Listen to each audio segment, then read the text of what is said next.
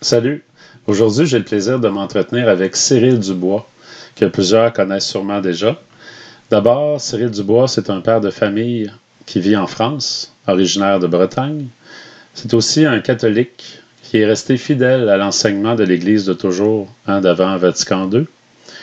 Il est aussi connu comme étant un auteur de 3 ouvrages de la série La Chute de Sardes, dont le premier tome très connu, D'une Église à l'autre, le tome 2, L'Offensive de Mammon, et le tout dernier tome, L'œuvre destructrice de Belzébuth. Il a aussi une chaîne YouTube nommée du même nom, La Chute de Sardes.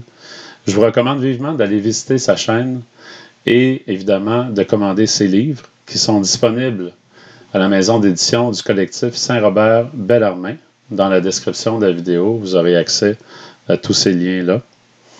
Je peux témoigner personnellement que la lecture de ces ouvrages ont été pour moi un outil de conversion hors du commun, qui ont servi aussi à mes proches et à certaines personnes dans mon entourage de réfléchir sérieusement à la question catholique et avoir un regard neuf sur la crise que nous vivons dans l'Église catholique aujourd'hui.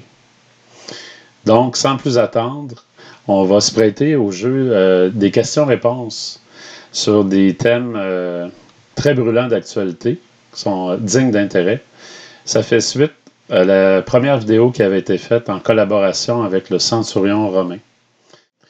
Donc, sans plus attendre, je vais laisser la parole à Cyril. Bonjour Pascal, et bonjour aux auditrices et aux auditeurs. Alors c'est la tempête chez moi en Bretagne, je ne sais pas si ça va s'entendre, j'espère que non. Ça me fait plaisir de pouvoir m'adresser aux auditeurs québécois, que je salue. Je sais que chez vous c'est pas facile, il y a des grandes distances à parcourir pour avoir la Sainte Messe. C'est inspirant pour nous, Français, de savoir que de l'autre côté de l'Atlantique, il y a aussi des frères catholiques. Donc merci Pascal pour ce que vous faites. Et j'encourage mes auditeurs à découvrir votre chaîne qui s'appelle La Vérité Catholique. Merci beaucoup Cyril. Première question. Pour vous, quel est le problème majeur qui frappe la catholicité aujourd'hui? Alors, au risque de vous surprendre, je crois que le problème majeur, c'est le déni de la réalité. C'est ce refus de voir et d'entendre que l'on rencontre chez un grand nombre de nos contemporains, et pas seulement chez les catholiques d'ailleurs.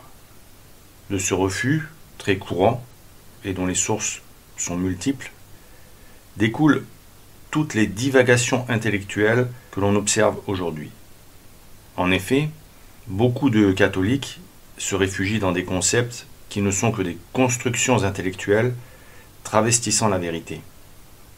Et ces constructions évitent de faire face à la vérité parce que la vérité dérange.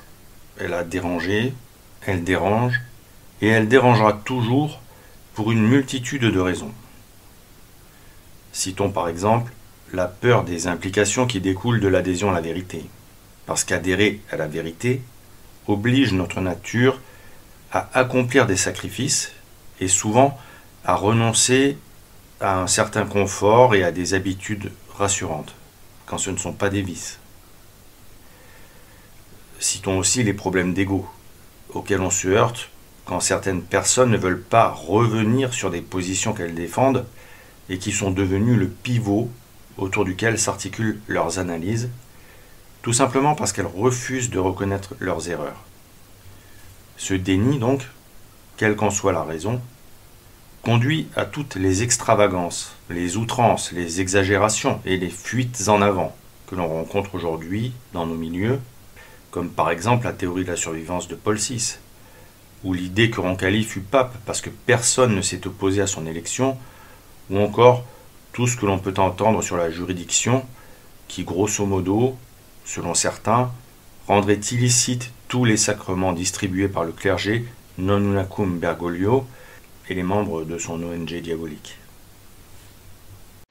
Que répondez-vous à ceux qui assurent que le sujet de la juridiction est le sujet sensible et brûlant du moment, parce que les sacres des évêques sans mandat seraient illicites et que cette illicéité, au pire, invaliderait les consécrations et tous les actes qui en découleraient, au mieux, les entacherait d'une faute qui rendrait tous les actes qui en découleraient désagréables à Dieu.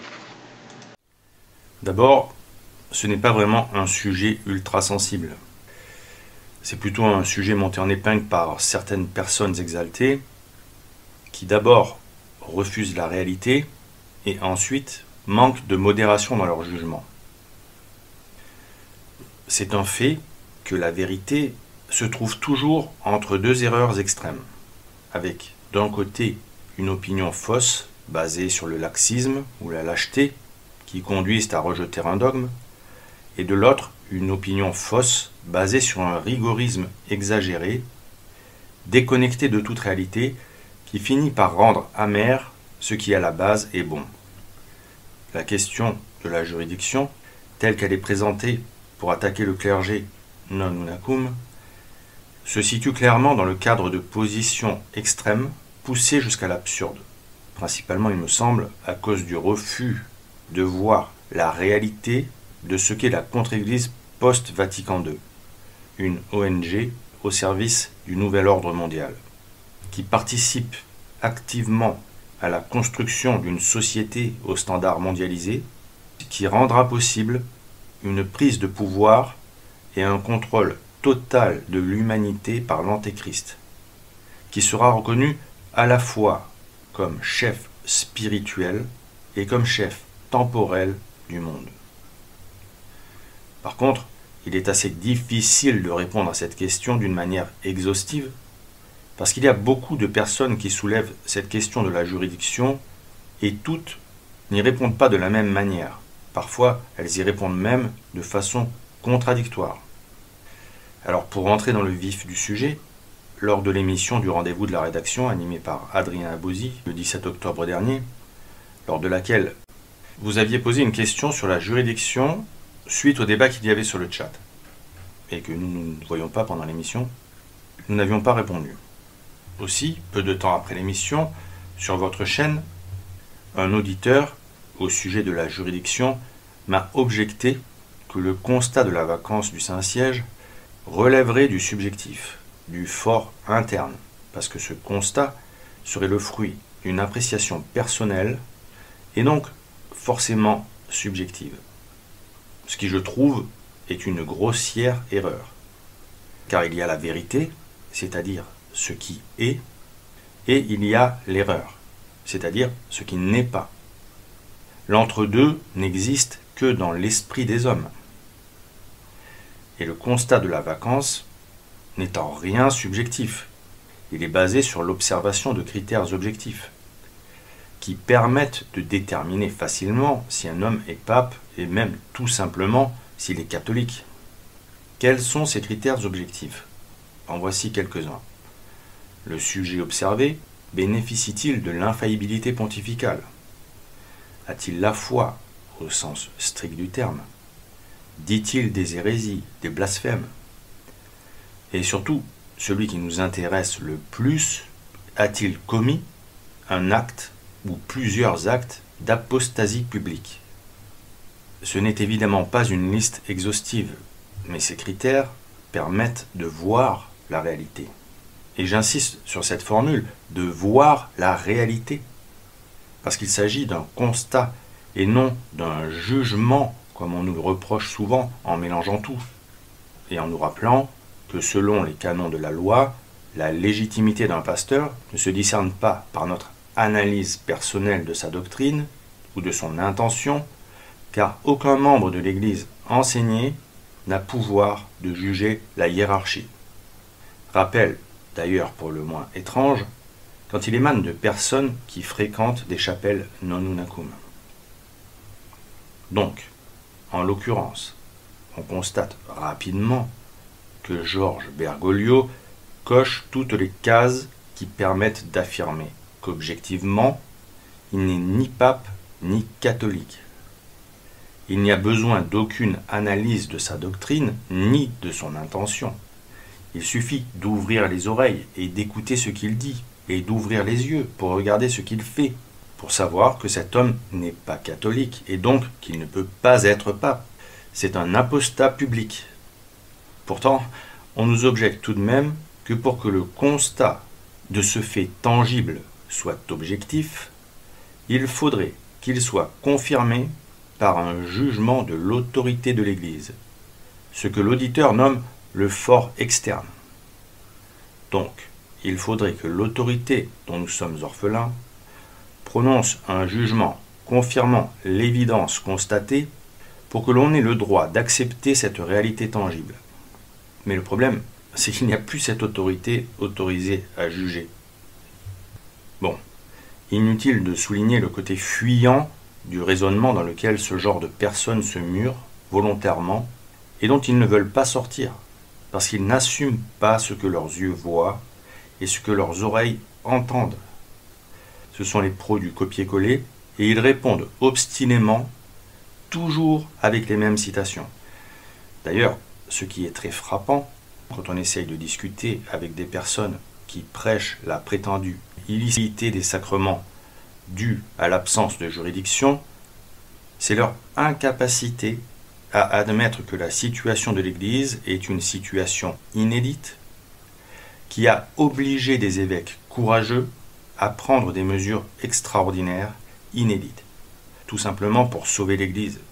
Sans eux, aujourd'hui, il n'y aurait plus de clergé, plus de messes célébrées, plus de confessions, plus d'ordinations, plus de sacres épiscopaux, plus de confirmations.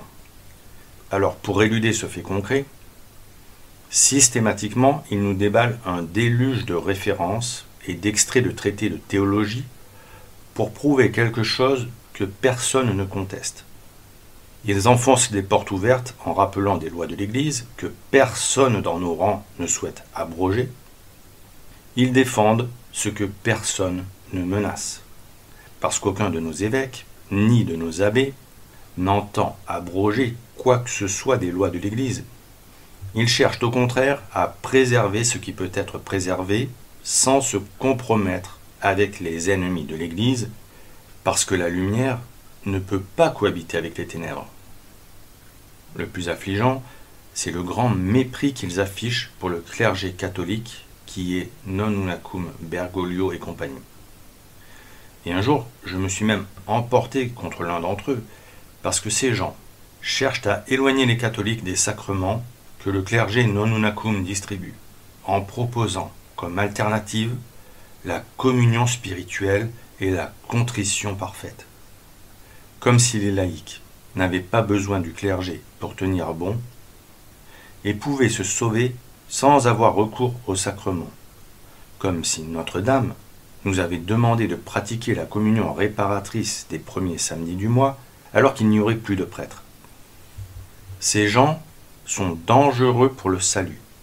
Ils incitent à désobéir au commandement de l'Église, qui oblige les catholiques à assister à la messe le dimanche et les jours d'obligation, sauf évidemment en cas d'empêchement majeur, mais aussi de communier et de se confesser au moins une fois l'an.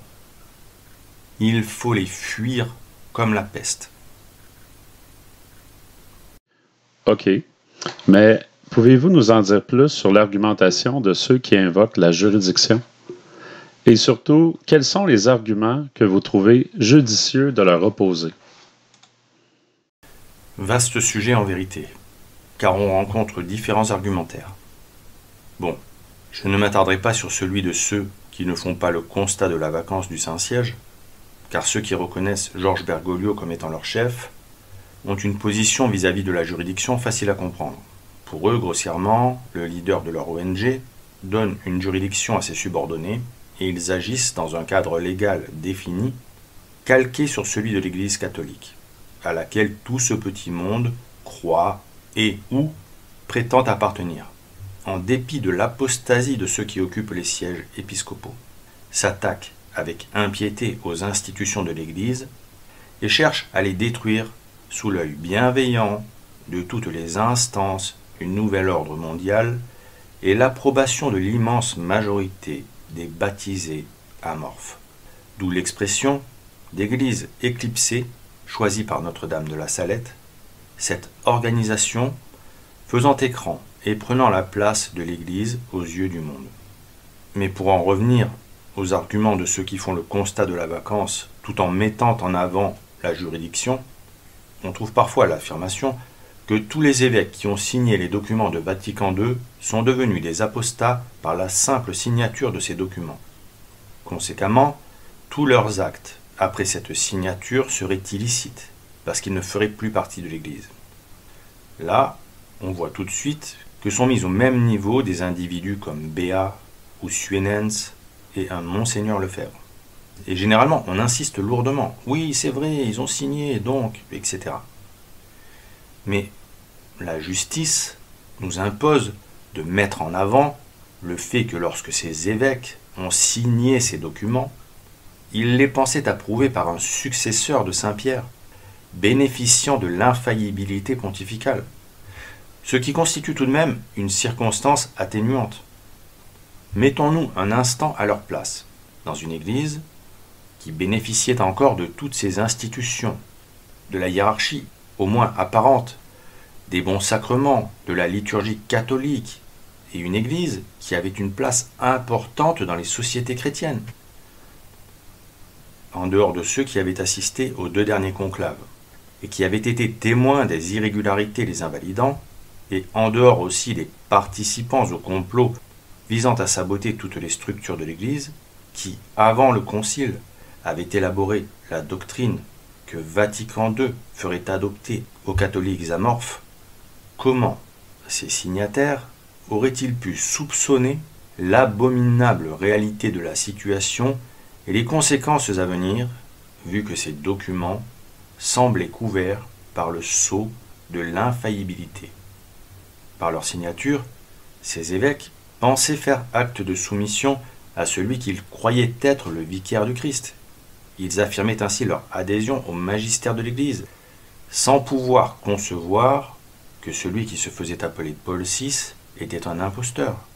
On peut même dire le pire ennemi de l'Église, car à l'époque, les choses n'étaient pas aussi claires qu'aujourd'hui. Comme le déplorait déjà saint Pie X, l'arbre maudit avait déjà de solides racines implantées dans toutes les institutions de l'Église, et ces racines baignaient dans l'égout collecteur de toutes les hérésies, et s'en nourrissaient, mais il n'avait pas encore montré ses fruits. Alors, si certains ont trahi en connaissance de cause, et ont signé ces documents en sachant ce qu'ils faisaient, d'autres croyaient qu'il y avait forcément une explication catholique aux formules ambiguës contenues dans les documents de Vatican II. Ils pensaient donc devoir juger ces documents avec bienveillance, puisqu'en apparence, le pontife romain les avait validés. On ne peut pas mettre tout le monde dans le même sac, et prétendre aujourd'hui que les choses étaient parfaitement claires au moment où ces hommes ont signé. Car cette affirmation est un déni de la réalité. Cela ne dédouane pas pour autant les participants du conciliabule d'un degré de complicité que nous ne sommes pas aptes à mesurer. Car seul Dieu sonde les cœurs et les reins, et qu'à lui seul appartient le jugement. Il est facile de comprendre qu'il n'est pas catholique de mettre tout le monde dans le même sac, car ce n'est pas juste. Comment soutenir que tous ces évêques ont adhéré aux hérésies contenues dans ces documents le jour de leur signature? Ce qui compte le plus, n'est-ce pas ce qu'ils ont fait après, quand ils ont pu mesurer la gravité de la situation, quand ils ont vu les fruits pourris du conciliabule? Il est hasardeux d'accabler ceux qui ont suivi celui qu'ils pensaient être le vicaire du Christ à un moment de l'histoire où la vérité n'était pas aussi claire qu'elle l'est aujourd'hui. Par contre, il faut bien avoir conscience qu'en ce qui concerne les imposteurs, tout leur dit, faits et gestes, leur administration et tout ce qui en découle, tout est sans valeur. Donc, vu que depuis plus de 60 ans, ceux qui sont supposés donner une juridiction aux évêques ont tous été des imposteurs, tous leurs actes sont sans valeur. Ce qui revient à dire que peu à peu, les uns après les autres, les sièges épiscopaux libérés par la mort des évêques n'ont pas été validement pourvus. Si on ajoute à cela la non-validité du nouveau rite du sacre des évêques, aujourd'hui, il est clair que tous les sièges, ou quasiment tous les sièges, sont vacants et occupés par des imposteurs qui ne sont même pas évêques. Les juridictionnaires, je vous prie de m'excuser de ce néologisme, mais il me semble approprié, ces personnes citant à tout propos des textes de loi, qu'elles entendent faire appliquer à la lettre, sans se soucier de l'esprit de la loi. Les juridictionnaires, donc, développent aussi un autre argument qui repose sur l'apostolicité de l'Église. Comme vous le savez sans doute, il y a 4 notes qui permettent de reconnaître l'Église. Elle est une, sainte, catholique et apostolique. Concernant l'apostolicité, notre Seigneur, après avoir placé les apôtres sous l'autorité de son vicaire, Saint Pierre, a donné lui-même aux apôtres le pouvoir de sacrer des évêques et eux-mêmes ont transmis ce pouvoir à leurs successeurs pour qu'eux aussi puissent le transmettre. C'est écrit dans la Sainte Écriture. Et le pape Léon XIII le rappelle dans son encyclique sur l'unité de l'Église. Mais il ne faut pas oublier que c'est parce qu'ils sont soumis à l'autorité du pape que les évêques ont ce pouvoir.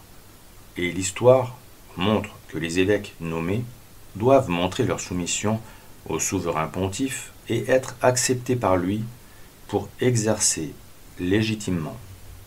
Il est cependant évident et avéré qu'en cas de vacances prolongées du Saint-Siège, la vie de l'Église ne s'arrête pas et que les évêques continuent de nommer des successeurs pour pourvoir aux nécessités des fidèles, en attendant l'élection d'un nouveau pape, qui validera, ou pas, la juridiction attribuée à ces nouveaux évêques pour le territoire où ils exercent.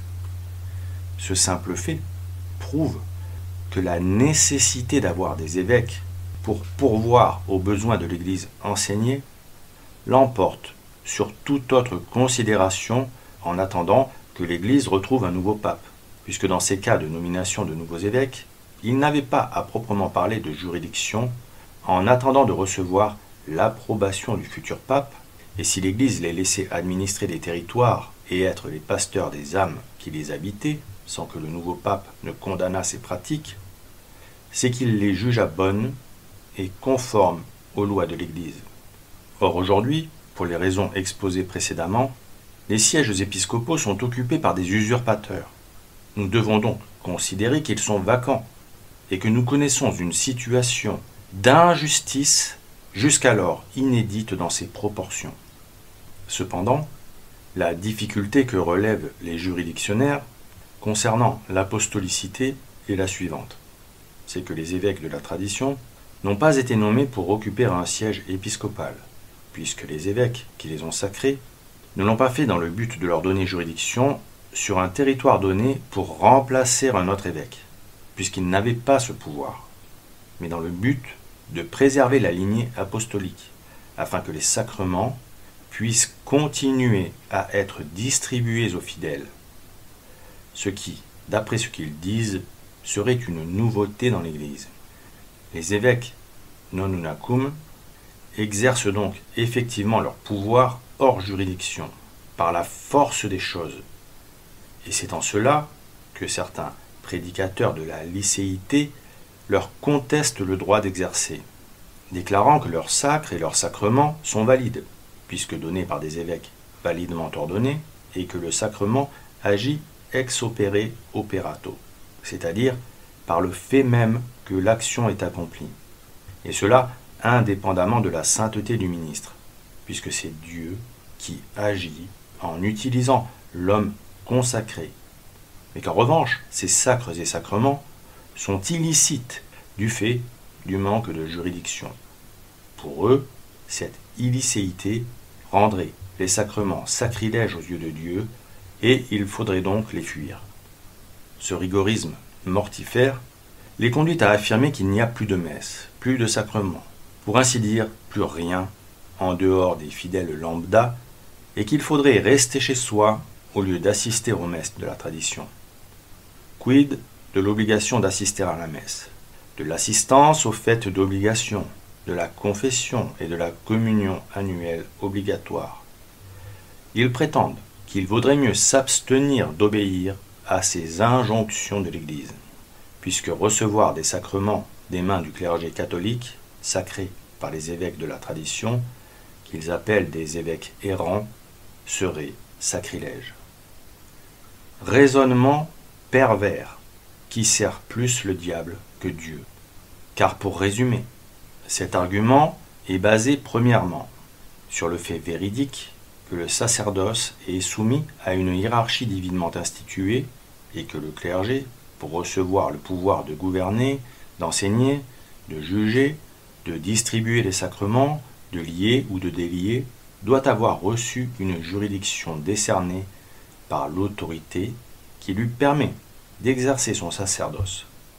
Deuxièmement, que ce n'est pas seulement la validité du sacre épiscopal qui fait d'un évêque un successeur des apôtres, car l'évêque doit bien évidemment avoir été sacré, mais il doit aussi avoir reçu de l'autorité la juridiction sur un territoire défini dont il devient légalement ou licitement le prélat ayant pouvoir d'y gouverner, enseigner, juger, distribuer les sacrements, etc.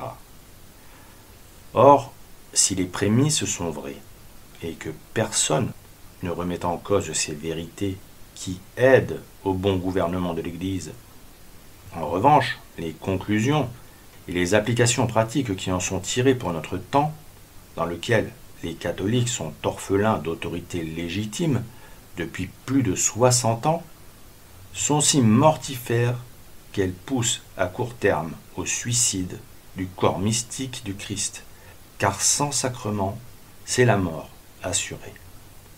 Il est écrit par exemple en Saint Jean, chapitre 6, versets 53 et 54, « Si vous ne mangez la chair du Fils de l'homme, et si vous ne buvez son sang, vous n'avez point la vie en vous-même.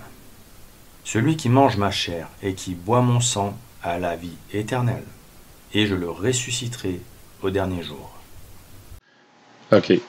Donc, est-ce que selon vous, l'application de cette loi serait mauvaise? L'application de la loi n'est pas mauvaise. Au contraire, elle est bonne. Mais quand les circonstances sont extraordinaires, et pour les cas particuliers, il faut toujours considérer l'esprit de la loi. On doit avoir à l'esprit la formule de saint Paul dans sa deuxième épître aux Corinthiens, qui dit « Il nous a aussi rendus capables d'être ministres d'une nouvelle alliance, non de la lettre, mais de l'esprit. Car la lettre tue, mais l'esprit vivifie. » Cette caractéristique distingue les ministres catholiques des ministres de l'ancienne alliance. Or, en l'occurrence, les positions jusqu'au boutiste des juridictionnaires les poussent à considérer, compte tenu de leur application à la lettre de la loi, que seul Dieu peut nous sortir de la situation présente et que les évêques, qui ont cherché à sauver ce qui pouvait l'être, se sont trompés et ont péché. Ils pensent que leurs successeurs sont dans l'illicéité, parce qu'ils ne sont pas en capacité d'appliquer la loi, et qu'en conséquence, leur démarche est illégitime et illégale devant Dieu, comme si le Seigneur avait donné des lois dont l'application nous conduirait paradoxalement à une impasse de laquelle on ne pourrait pas sortir sans une intervention surnaturelle. Pourtant, c'est un fait que les lois instituées par l'Église sont intrinsèquement bonnes et qu'elles ont été mises en place pour aider l'homme à parvenir au salut. Et ces lois affirment bien que l'homme a besoin des sacrements pour se sauver. Comment alors prétendre que d'une manière indirecte, ces lois divines nous aient conduits dans une apparente impasse qui ne laisserait pas d'autre choix que la pratique de la prière domestique parce que tout le clergé aurait trahi d'une manière ou d'une autre. Il est évident que ce ne sont pas les lois de l'Église qui conduisent à cette supposée impasse et que le clergé, qui fait ce qu'il peut pour que les fidèles puissent bénéficier de l'aide des sacrements, n'est pas coupable de sacrilège. C'est plutôt l'application erronée de ces lois qui conduit à le penser. Application si stricte qu'elle va contre le sens et le bien commun. L'affirmation qu'il faille être aussi strict dans l'application à la lettre de la loi est une construction purement intellectuelle qui découle, là encore, d'un déni de la réalité. Notons que sa sainteté, Pie IX, dans son syllabus, a condamné l'erreur suivante. Une injustice de fait couronnée de succès ne préjudicie nullement à la sainteté du droit. Erreur 61. Comment ne pas rapprocher cette erreur de l'état d'esprit des juridictionnaires, qui font comme si l'occupation injuste des sièges de tous les prélats ne préjudiciait nullement à la sainteté du droit et qu'en conséquence, malgré les circonstances extraordinaires de notre temps, la loi s'appliquerait toujours avec la même rigueur parce que cette injustice couronnée de succès ne porterait pas préjudice à la loi.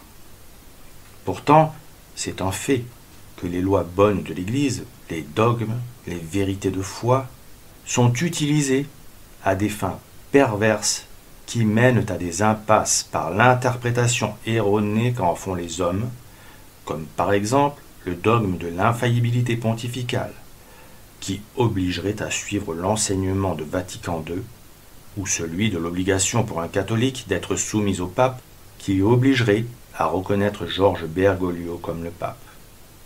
Eh bien, l'emploi de la juridiction que font ces hommes relève du même état d'esprit. Il sert le démon et non Dieu. Démon qui pousse toujours les hommes à utiliser les bonnes choses de manière à les transformer en mauvaises choses. La juridiction dans l'Église est une bonne chose sainte. Personne ne le nie. Mais la rigueur aveugle avec laquelle ces drôles de chrétiens prétendent qu'il faille l'appliquer entraîne ceux qui la suivent dans une situation pécamineuse parce qu'ils se coupent des sacrements sous couvert de respecter la juridiction.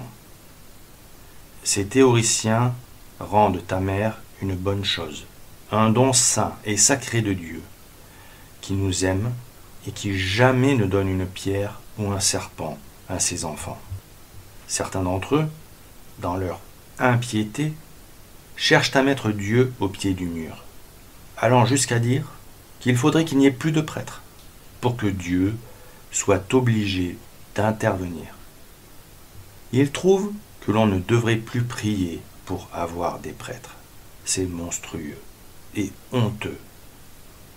Encore une fois, cette situation vient d'un déni de la réalité.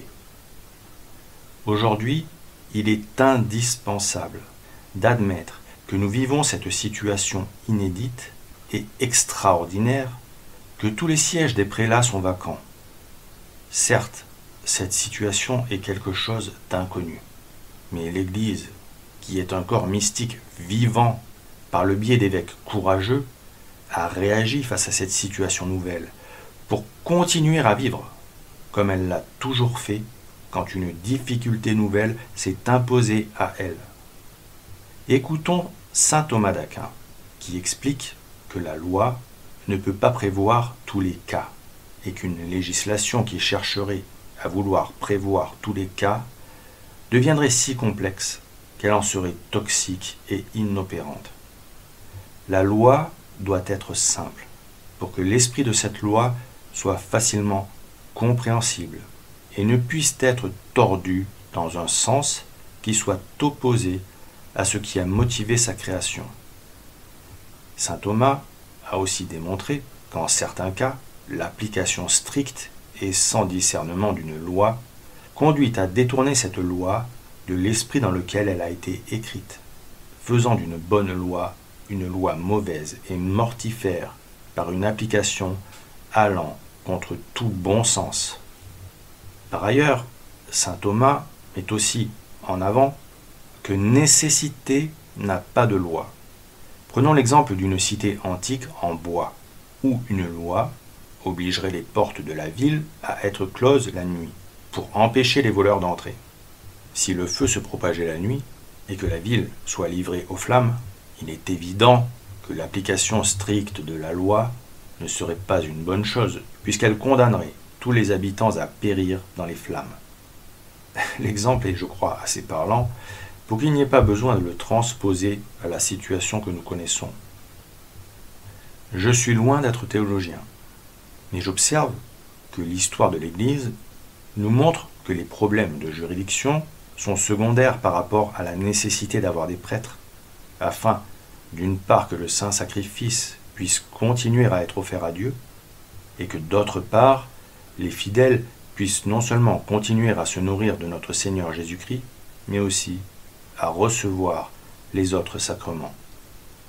En effet, lors des périodes de vacances, l'Église a continué à ordonner des prêtres et à sacrer des évêques.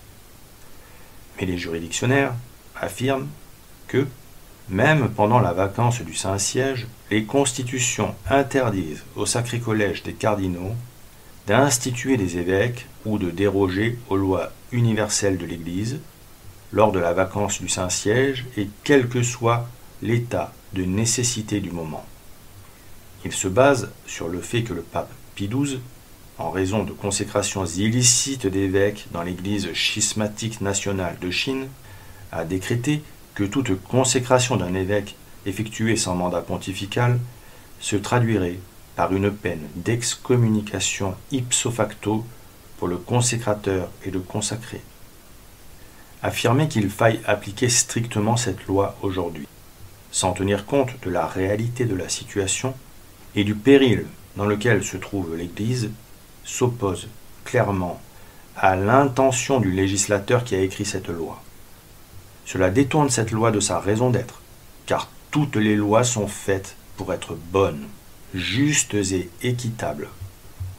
Le pape Pie XII, législateur de cette loi, déclarait d'ailleurs dans son discours aux séminaristes de Rome, le 24 juin 1939, « Le droit canon est également dirigé vers le salut des âmes, et le but de tous ces règlements et lois est que les hommes vivent et meurent dans la sainteté qui leur est donnée par la grâce de Dieu. » Comment avoir la témérité de prétendre que sa sainteté Pie XII souhaitait, quand il l'a écrite, que l'interdiction qu'il a portée pour les sacres sans mandat fût interprétée quoi qu'il en coûte, c'est-à-dire avec une telle rigueur qu'en raison d'une vacance du Saint-Siège prolongée, le sacerdoce soit menacé de disparaître de la surface de la terre?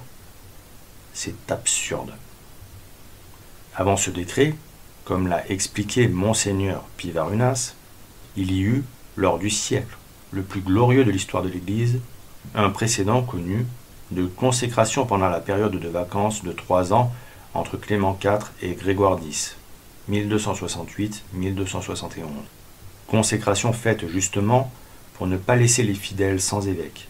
Toutes ces consécrations d'évêques, 21 au total, ont été ensuite ratifiées par le pape Grégoire X, qui par ce geste inspiré a montré que les consécrations sans mandat ne sont pas une nouveauté et que l'Église y a déjà eu recours quand le bon sens et le discernement étaient développés dans l'Église parce que les catholiques étaient ancrés dans le réel. Donc, pour dire clairement les choses à nos auditeurs, pour vous, les sacres sans mandat des évêques et les sacrements qu'ils distribuent sont valides et licites? Compte tenu des circonstances du temps présent, et pour faire face à ces circonstances, je le crois, oui. Ce ne serait pas la même chose, évidemment, s'il y avait un pape. Mais les évêques, qui, tenant compte de la situation extraordinairement périlleuse de notre temps, ont procédé à des sacres sans mandat, ont agi avec discernement, contrairement à ceux qui les jugent, sans pour autant appartenir à l'Église enseignante. car la vérité, c'est que ces membres de l'Église enseignés adhèrent au constat de ces évêques, mais pas aux solutions qu'ils ont proposées. Ils font donc de grands discours sur la juridiction, le fort interne et le fort externe, mais en revanche, le fait que l'Église enseignée juge l'Église enseignante sur la manière dont elle aurait dû ou devrait agir ne leur pose pas de problème. Alors, à quoi riment tous ces grands discours sur les lois de l'Église et sa hiérarchie? C'est tout de même assez étrange pour être relevé. Il faut prier pour que Dieu dissipe les ténèbres dont le diable se sert pour embrouiller les esprits avec cette histoire de juridiction qui, dans la situation présente, est hors sujet. Hors sujet, oui, parce que personne ne nie le fait que les lois de la juridiction subsistent toujours.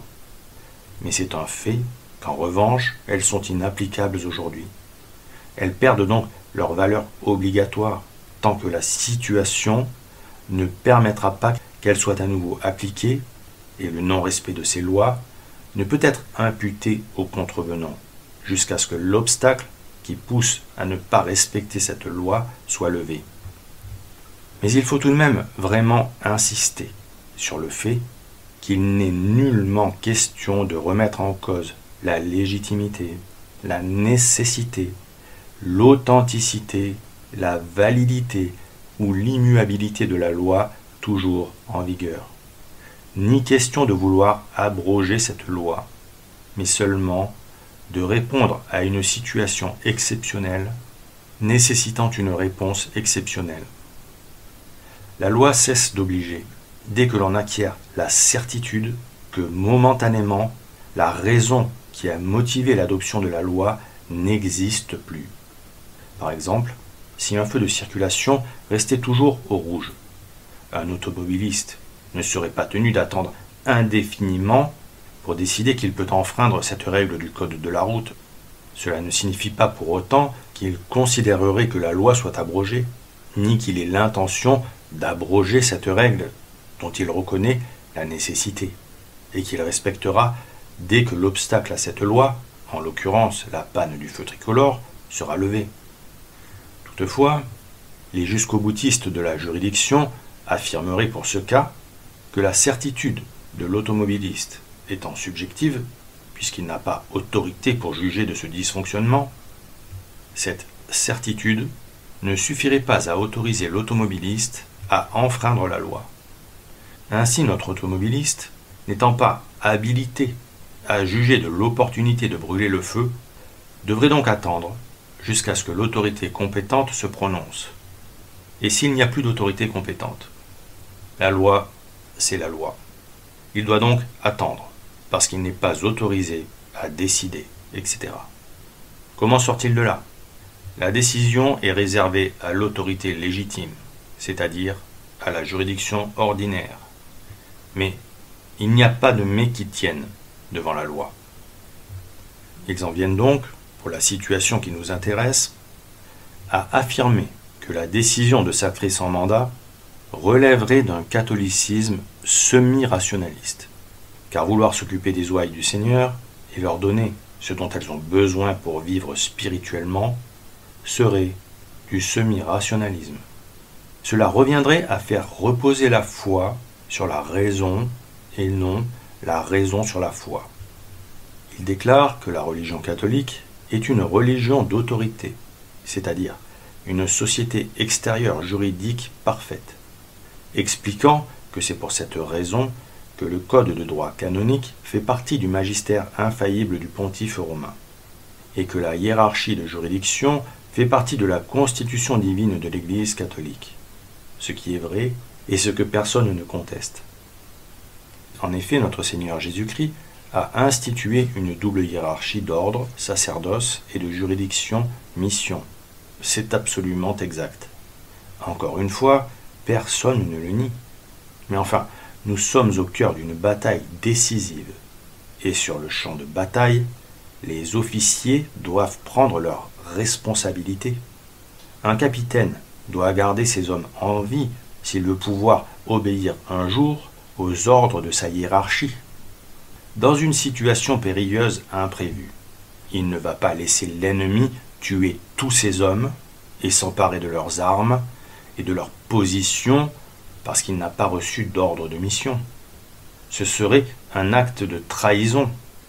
De même, sur le champ de bataille, l'officier coupé du commandement, qui a pris en charge les opérations, s'il est en grand péril de mort, n'hésitera pas à nommer le plus capable de ses sous-officiers pour lui succéder à la tête de ses hommes, même s'il n'a pas reçu de juridiction pour le faire. Tout le monde peut le comprendre. Dans le cas présent, tant que cette situation inédite de trahison et d'usurpation de toute autorité légitime durera, le jugement de la juridiction ordinaire ne peut plus être invoqué, puisqu'il n'y a plus de titulaires en place. Il suffit d'ouvrir les yeux et les oreilles pour le comprendre. Dans cette situation, ce n'est pas être semi-rationaliste que de l'affirmer, c'est être responsable.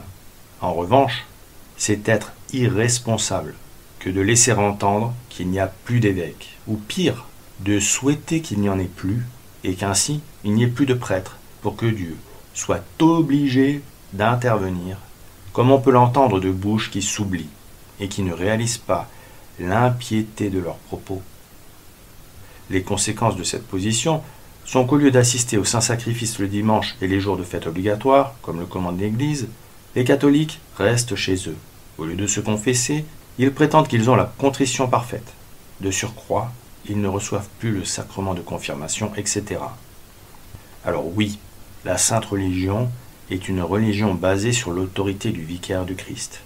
Oui, le Code de droit canon fait partie du magistère et il définit des lois que nous devons respecter. Mais non, on ne peut pas prétendre appliquer ces lois d'une manière irresponsable qui contribuerait à la destruction de l'Église. L'objet de la religion est de sauver les âmes rachetées au prix des souffrances de notre Seigneur Jésus-Christ. Elle est conduite par les ministres de Dieu. Les lois de l'Église n'ont pas été écrites pour que leur application conduise à la destruction du sacerdoce et donc à la fin du saint sacrifice de la messe. Par contre, ce qui pourrait y conduire très certainement serait une application erronée des lois divines. Ce qui est impressionnant, c'est que les juridictionnaires ont un vrai problème avec le clergé nonunacum. Ils vont même jusqu'à comparer les catholiques nonunacum aux protestants, disant que nous nous donnons nous-mêmes des pasteurs. Pour eux, le sédévacantisme doit se borner à être une position théologique vis-à-vis de la légitimité des prétendus pontifes romains. Et ils considèrent que ceux qui adoptent cette opinion ne devraient pas se reconnaître une hiérarchie et un clergé sans juridiction. Ils s'appuient sur cette vérité incontestable que l'Église ne peut pas enseigner, au moyen de ses lois positives, divines ou simplement ecclésiastiques, quelque chose de contraire à la raison, à la loi éternelle, au salut des âmes et à la continuité de l'Église, et qu'il est impossible que l'Église édicte une loi ecclésiastique universelle qui tourne au détriment de la foi et des mœurs. Nous sommes bien d'accord avec eux, c'est impossible. C'est la manière dont les hommes vont appliquer ces lois qui tournera au détriment de la foi et des mœurs.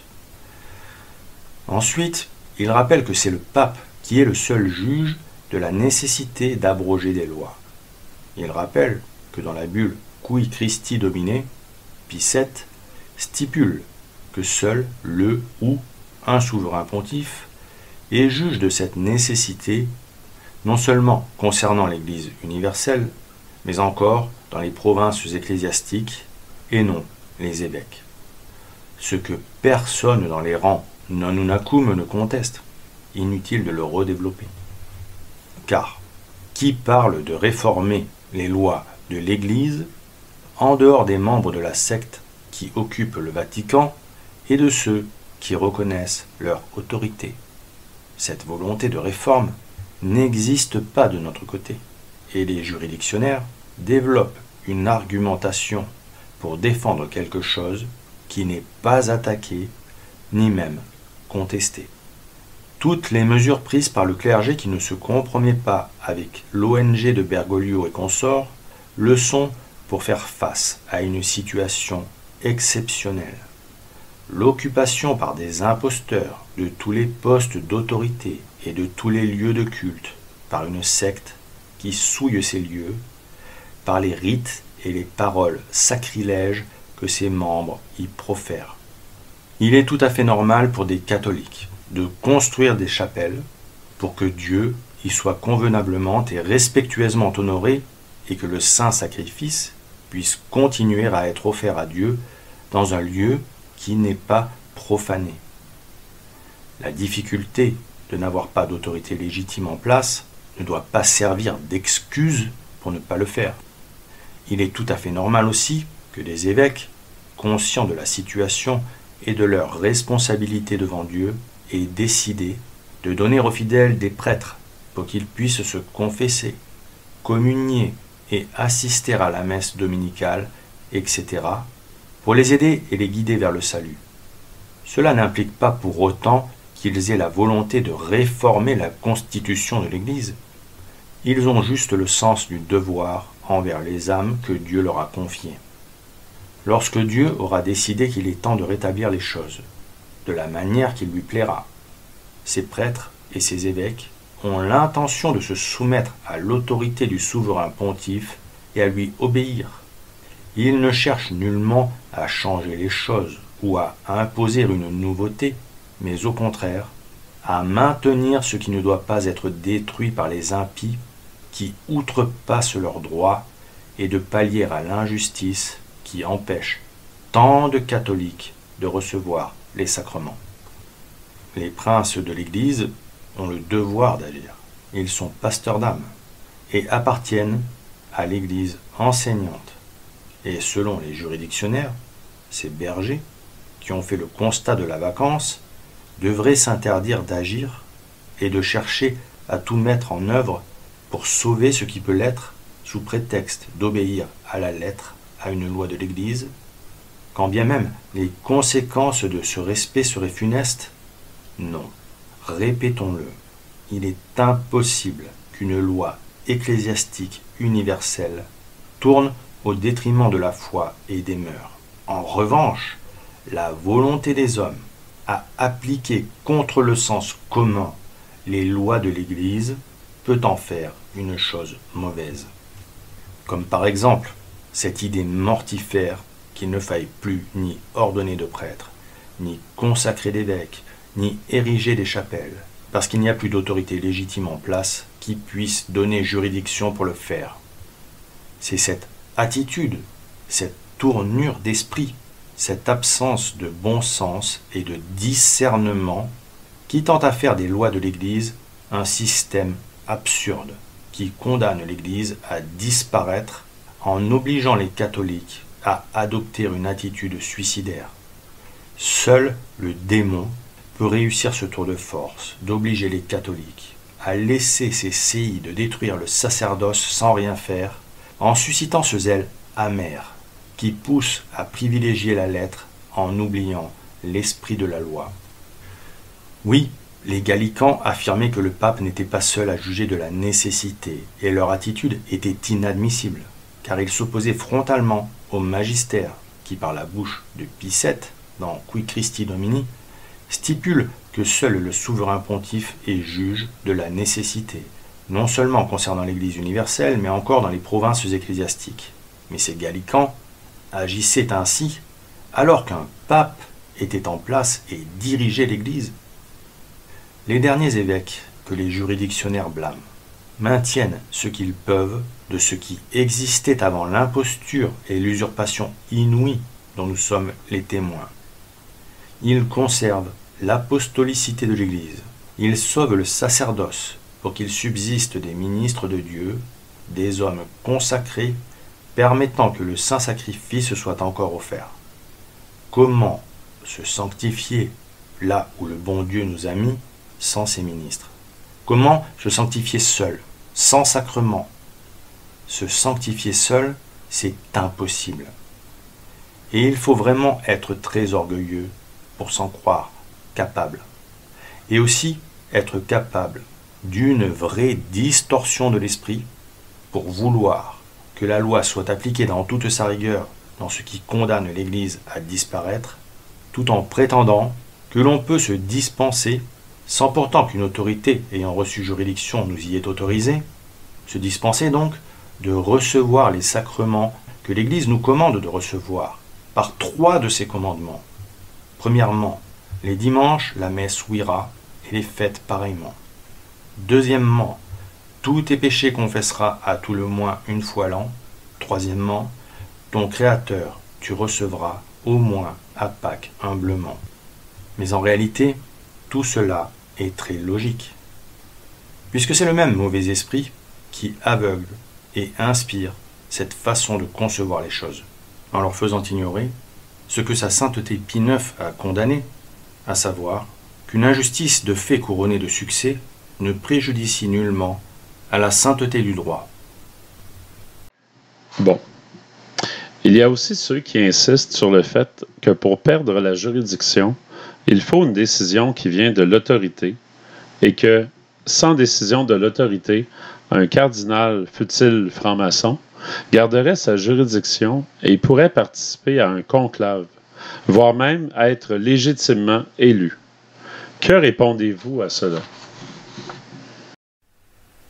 Alors ces personnes posent à juste titre cette question: comment, à la mort de Pie XII, l'Église catholique hiérarchique authentique, qui était bien encore à Rome, réunissant d'authentiques cardinaux créés par de vrais papes, Pie XII et Pie XI, ayant une légitimité incontestable pour élire et désigner le successeur de Pierre, selon la constitution du pape Pie XII, dernière en date et qui doit donc être utilisée, aurait-elle pu produire des antipapes? Et ils affirment que c'est impossible. Tout comme, selon eux, il serait impossible de reconnaître que l'Église catholique n'a plus du tout d'autorité légitime sur terre, plus de papes, plus de cardinaux, plus d'évêques résidentiels, donc plus d'Église catholique hiérarchique. Parce qu'il s'agit là de l'élément essentiel sur lequel l'Église catholique a été divinement constituée. L'argument est fort et très impressionnant. Mais derrière cet argument, que nous disent ces catholiques? Ils nous disent: la réalité n'est pas la réalité. Parce que c'est impossible. Arrêtez de regarder. Ne vous fiez ni à vos yeux, ni à vos oreilles, mais consultez la loi. Les pharisiens aussi avaient cette attitude, et ils se servaient de la loi pour justifier leurs actes. Et le Christ les prévint qu'il leur ôterait la vue, parce qu'ils ne voulaient pas voir et qu'ils s'abritaient derrière la loi pour justifier ce déni de la réalité. C'est un châtiment terrible, car plus le temps passe, plus cette position montre sa fausseté, plus Dieu leur donne d'opportunités pour comprendre les choses, et pourtant, ils s'accrochent à leur position, en dépit des faits. Et cette situation ira croissante tant qu'ils n'accepteront pas la réalité. Car le corollaire de cette attitude, c'est qu'ils soutiennent mordicus que Angelo Roncalli, alias Jean XXIII, fut un pape authentique, et qu'à sa mort, en juin 1963, l'Église catholique hiérarchique était donc toujours à Rome. Le conclave de 1963, selon eux, parce qu'il comportait d'authentiques cardinaux, même ceux nommés par Roncalli, avait toute légitimité pour désigner le pontife romain. Montigny Paul VI serait donc, lui aussi, un pape légitime. Ce qui est extraordinaire, c'est que pour ces catholiques, l'application du droit canon implique qu'un cardinal franc-maçon garde sa juridiction, qu'il peut validement conférer les ordres ou les sacrements tant que cette juridiction n'a pas été enlevée publiquement par le pape. Car le droit canon stipule qu'aucun membre de la hiérarchie ne perd son office ipso facto, ce qui signifie qu'aucun siège épiscopal légitime, canoniquement érigé, n'est vacant de cette manière. Il souligne que même contre un simple prédicateur qui répandrait des hérésies, donc publiquement, il faut procéder contre lui conformément au droit. Ce qui revient à dire que sans jugement de l'autorité, les prélats bénéficient toujours de la juridiction qui leur a été conférée et que les sacrements qu'ils distribuent, sous réserve qu'ils utilisent les rites de l'Église catholique, sont licites du point de vue de la juridiction et valides vu que le sacrement s'opère ex opere operato. Alors, un cardinal franc-maçon peut non seulement participer au conclave, mais encore, et tout à fait validement, élire et être élu. Et ils affirment tranquillement que c'est ce qui ressort de la Constitution de Pie XII, précisant que seuls les cardinaux canoniquement déposés ou dont la démission a été acceptée par le souverain pontife sont exclus du conclave, citant même le texte exact de Vacantis Apostolicae Sedis, c'est-à-dire aucun cardinal ne peut d'aucune manière être exclu de l'élection active et passive du souverain pontife sous le prétexte ou par le motif de n'importe quelle excommunication, suspense, interdit ou autre empêchement ecclésiastique. Nous suspendons ces censures seulement pour cette élection. Elles conserveront leurs effets pour tout le reste. Ils sont donc tout à fait à l'aise avec cela. C'est écrit, donc il faut l'appliquer.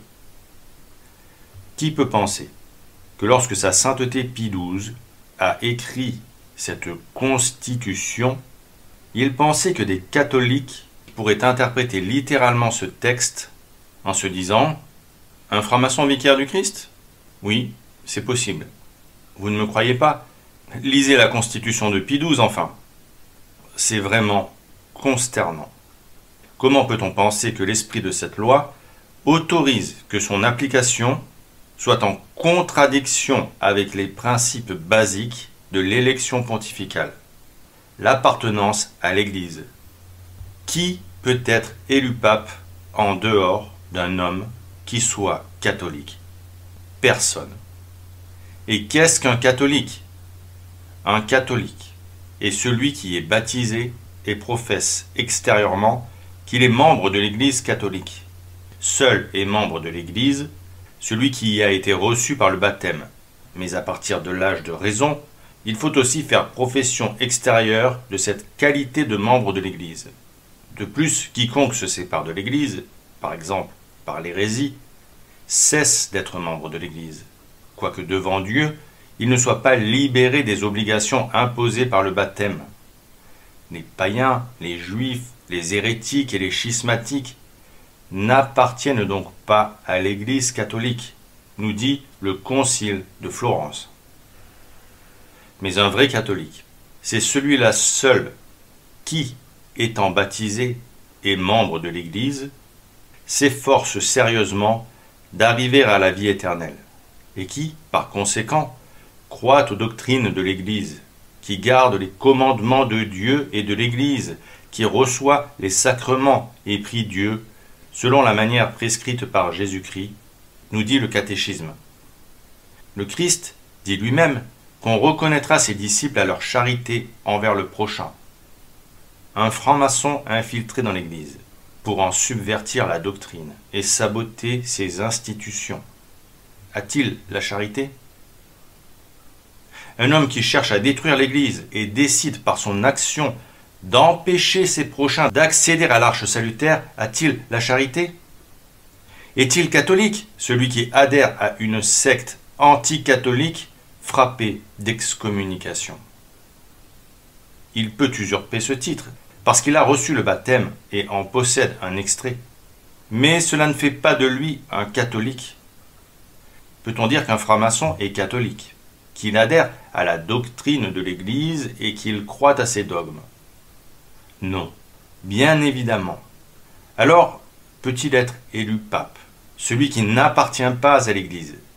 Non, parce qu'il y a un obstacle à cette élection, même si cet obstacle n'est pas connu des autres catholiques. À supposer qu'il puisse avoir trompé tout le monde, son élection ne vaudrait rien, parce qu'aux yeux de Dieu, il n'est pas son fils, et encore moins son vicaire. Alors, si les juridictionnaires refusent de voir la réalité et s'accrochent à des lois en prétendant que le vicaire du Christ avait prévu le cas où un franc-maçon usurperait le trône et que donc un franc-maçon peut être pape, que peut-on leur dire? Est-ce que leur rappeler que la foi vient de Dieu servirait à quelque chose? Doit-on leur rappeler la base, que c'est une vertu théologale qui prend sa source en Dieu et qui est un don de Dieu, mais l'homme doit accepter ce don par une inclination libre de l'intelligence qui est disposée à croire? Un franc-maçon qui choisit librement d'être excommunié a-t-il cette inclination? Non, bien évidemment. Et Dieu, ne sonde-t-il pas les cœurs et les reins? Suffit-il d'adhérer de bouche et non de cœur pour être un fils de Dieu, un frère du Christ? N'est-il pas écrit: ce ne sont pas tous ceux qui me disent Seigneur, Seigneur, qui entreront dans le royaume des cieux, mais seulement ceux qui font la volonté de mon Père. Ces catholiques, ne savent-ils pas tout cela? Ne l'entendent-ils pas, messe après messe, année après année, prêchée par les prêtres? Et pourtant, leurs oreilles n'entendent pas. C'est terrible de se mettre des œillères et d'être coupé de la réalité à ce point. Bref, on pourrait reprendre tous les arguments développés par ces personnes, mais à quoi bon? Ils croient qu'un élu pontifical suffirait en tant qu'élu, quel qu'il soit, à personnifier l'Église. N'est-ce pas là l'esprit républicain dans tout son orgueil qui sacralise le nombre, la quantité, au détriment de la vérité? Le titre d'un article paru sur le Catholicapédia blog il y a quelques années me revient en mémoire. Il s'intitulait « Ces traditionalistes qui talmudisent le droit divin ». Eh bien, j'ai cette image en tête quand je pense à ces catholiques qui n'appliquent pas le principe de non-contradiction dans leur raisonnement. Ils talmudisent le droit canon en prétendant qu'il faille l'appliquer en contradiction de la doctrine chrétienne. Car c'est ce qu'ils font en affirmant qu'un non-catholique peut être à la tête de l'Église, alors que pour être à la tête de l'Église, la première condition, c'est qu'il faut être catholique. Il suffit d'ouvrir un catéchisme pour trouver la définition de ce qu'est un catholique. Il faut être baptisé et professer la foi catholique, c'est-à-dire adhérer à l'ensemble des dogmes catholiques. La conséquence de leur conduite hallucinante, c'est qu'évidemment, si l'on regarde ainsi ces grandes lois théologiques, la question de l'infiltration maçonnique dans l'Église devient secondaire, puisque, disent-ils, on sait de foi que jamais cette force ennemie ne pourra détruire complètement l'autorité hiérarchique authentique sur cette terre, fût-elle réduite à presque rien. Et ils ajoutent cette phrase énigmatique: elle doit impérativement exister, quelque part, sans quoi l'Église catholique n'est plus, a cessé d'être dans ses éléments essentiels. Ces principes erronés conduisent même des prêtres non unacum à trouver légitime de faire confirmer des catholiques par des évêques pro-Vatican II âgés, parce qu'ils ont été validement sacrés et ont reçu à l'époque une juridiction, même si elle vient de Jean XXIII ou de Paul VI, pourvu que ce soit avant ce jour funeste de 1965, où pour la première fois, selon eux, un « pape » aurait dit une hérésie. Alors qu'en revanche, ils refusent les confirmations et les consécrations dispensées par des évêques non unacum sans mandat. Certains en viennent même à dire qu'il faut chercher l'autorité du pape, qui doit être quelque part, bien vivante, qu'elle soit en exil, cachée ou en prison, persécutée et réduite au silence, bref, éclipsée et souffrante. Selon eux, il faudrait chercher à comprendre ce qui est arrivé au « pape Paul VI », qui a bénéficié sans contestation possible à l'été 1963 de la Pacifica Universalis Ecclesiae Adesio, et qui fut donc pape incontestablement. Finalement, peu importe qu'avant d'être élu, il fût inverti, moderniste, agent du communisme, en lien avec la mafia et responsable de la mort de nombreux prêtres d'Europe de l'Est. Et que pensez-vous de cette affirmation qui prétend que Jean XXIII fut un pape légitime parce qu'il a été universellement reconnu par l'Église? Là encore, on veut faire passer des vessies pour des lanternes, en affirmant « Si l'élu d'un conclave est accepté pacifiquement par l'Église universelle sans aucune exception, cette reconnaissance prouve par elle seule que l'élection est légitime et authentique, et que c'est un fait dogmatique qui oblige de foi, car on touche là à l'infaillibilité de l'Église. » Mais là encore, on est dans le déni de la réalité. D'abord, cet argument n'est pas crédible pour défendre la validité du pontificat d'Angelo Roncalli ou de celui de Montini. Il n'y a aucun lien de causalité entre le fait qu'un individu ait été universellement reconnu comme pape par l'Église militante et le fait qu'il fût réellement pape. Affirmer que s'il n'était pas pape, alors que l'Église militante l'avait universellement accepté comme tel, cela voudrait dire que l'Église nous a trompés, est une énormité, puisque l'histoire de l'Église nous confirme que des imposteurs ont été universellement reconnus comme papes, même longtemps après leur mort, même pendant des siècles, puisque l'Église les a retirés de la liste des papes en décrétant qu'ils n'avaient jamais été papes. Je renvoie à ce propos les auditeurs au livre d'Adrien Abosi, Apologie de la papauté, où il expose ces faits, et pour ceux qui veulent aller plus vite, ils peuvent regarder une vidéo sur la chaîne Défense de la foi qui s'intitule « Les faux papes universellement acceptés avant Vatican II ». Adrien expose, en s'appuyant sur l'abbé d'Arras, par exemple, le cas de Christophore, usurpateur qui fut à la tête de l'Église au Xe siècle et accepté universellement et qui fut retiré de la liste des papes par l'Église au XIXe siècle. Mais il recense d'autres usurpateurs, c'est-à-dire des hommes qui n'avaient rien à faire sur la chair de Pierre et qui n'avaient pas de vrai pape en face d'eux, comme Boniface VI, Étienne VI, Sergius III, Boniface VII, Benoît IX, Sylvestre III et Grégoire VI. Le concept de vrai pape, parce qu'universellement accepté, est faux. C'est là encore une construction intellectuelle qui sert à valider les théories de personnes qui refusent de voir la réalité en face. Mais ce concept ne repose sur rien de réel. Ce n'est qu'une idée qui n'a aucune correspondance avec la réalité. Angelo Roncalli fut le premier usurpateur du nouvel ordre mondial qui réussit à s'asseoir sur le siège de Saint-Pierre et à utiliser son pouvoir pour détruire les institutions qui protégeaient l'Église en nommant de faux cardinaux et de faux évêques aux postes clés pour préparer l'effroyable conciliabule de Vatican II, et aussi pour préparer sa succession. Le premier cardinal qu'il nomma fut d'ailleurs Montini, que le pape Pie XII avait toujours refusé d'élever au cardinalat. Roncalli est à l'initiative des amitiés judéo-chrétiennes. Souvent, on rejette la faute sur Béat. Mais c'est Roncalli qui chargea Béat de construire des ponts entre l'Église et la synagogue et de supporter la bonne parole de Jules Isaac. C'est lui qui reçut le prédicateur du soi-disant enseignement de la haine, qui viendrait des enseignements des pères de l'Église et de leur interprétation des Saintes Écritures. C'est lui qui l'écouta et lui donna les moyens de répandre son venin dans la catholicité avec l'aide de Béat, alors que le pape Pie XII avait même refusé d'écouter ce qu'avait à lui dire ce Jules Isaac.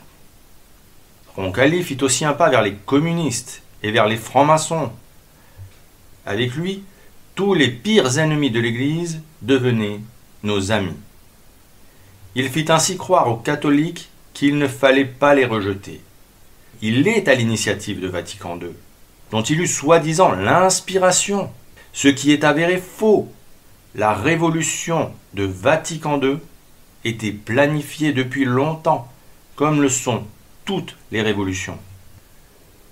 Il laissa les modernistes prendre le dessus de ce conciliabule et jeter les travaux des commissions préparatoires.